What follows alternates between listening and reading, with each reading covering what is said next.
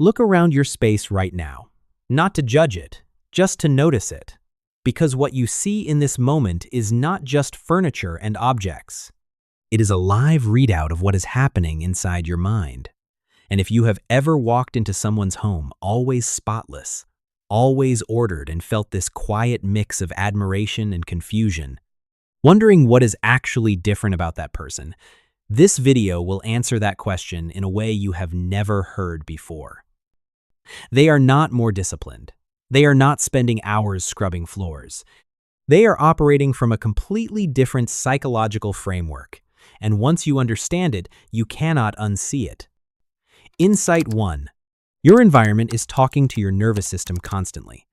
There is a concept in environmental psychology called cognitive load, the total mental effort your brain is carrying at any given moment.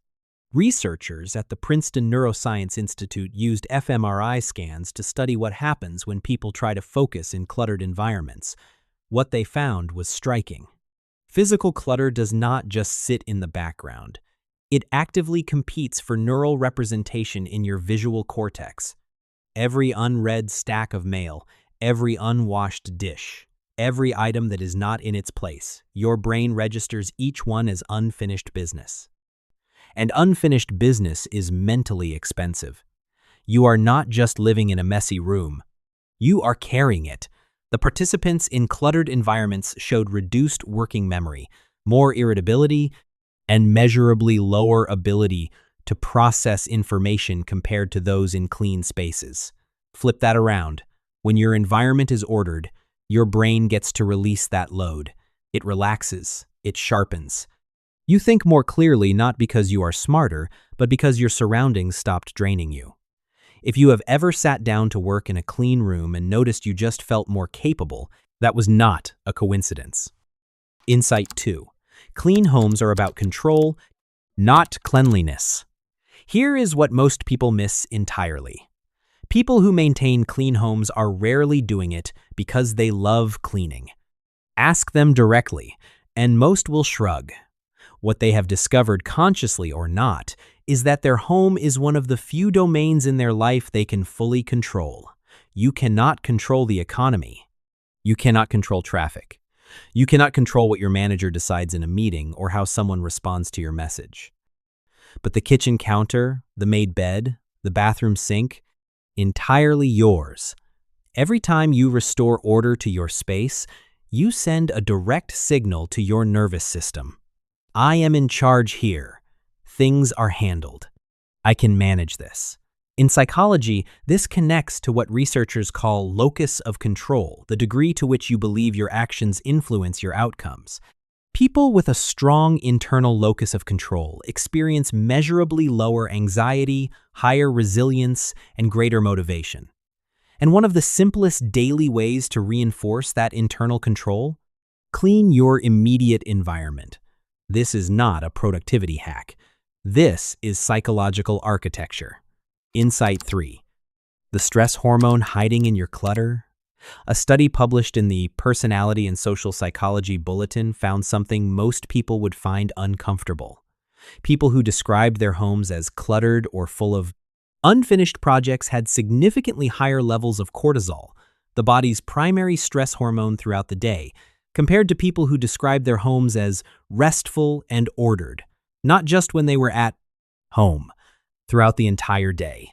Your environment sets your baseline stress level before you even do anything, before the commute, before the meeting, before any conversation.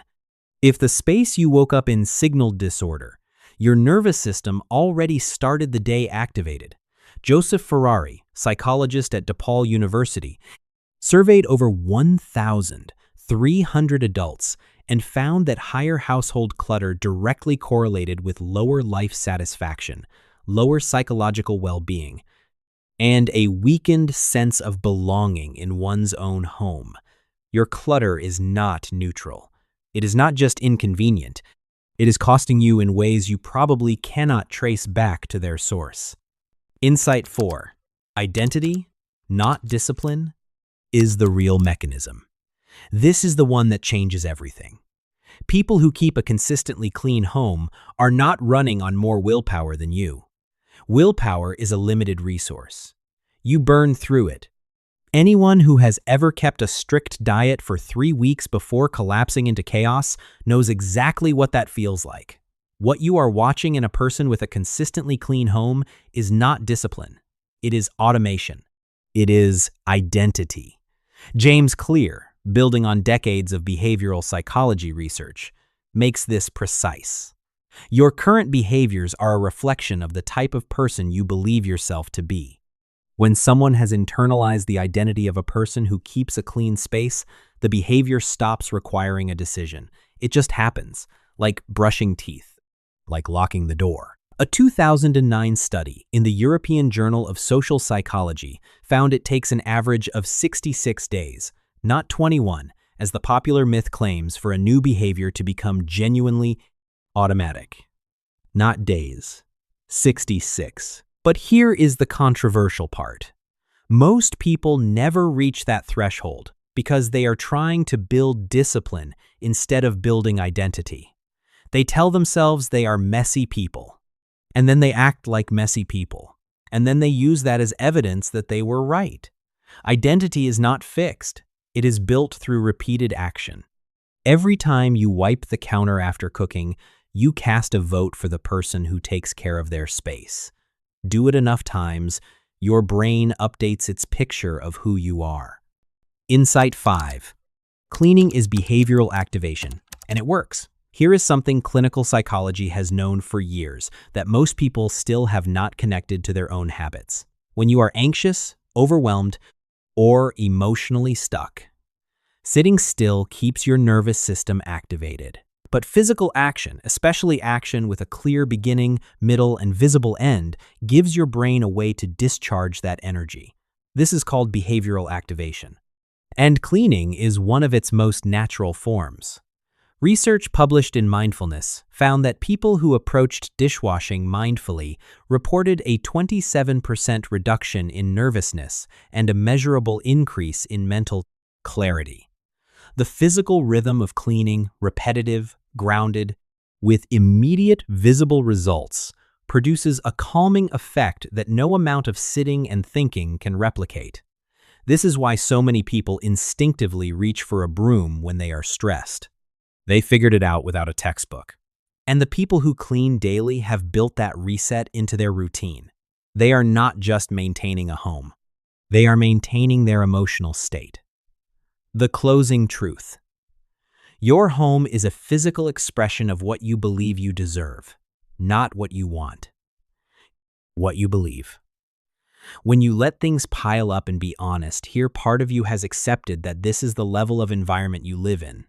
And that acceptance radiates outward into energy, focus, and self-perception in ways most people never consciously connect.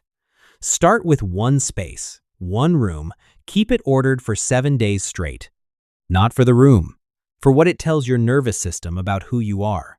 Because here is what the people with clean homes actually understand. This was never about the house. It was always about the signal they send themselves every single morning when they walk into an ordered space and their brain quietly registers, I am someone who shows up for themselves. If this hit different, comment one word, order or chaos. Which one describes where you are right now? Subscribe. Every week, psychology that explains the patterns quietly running your life.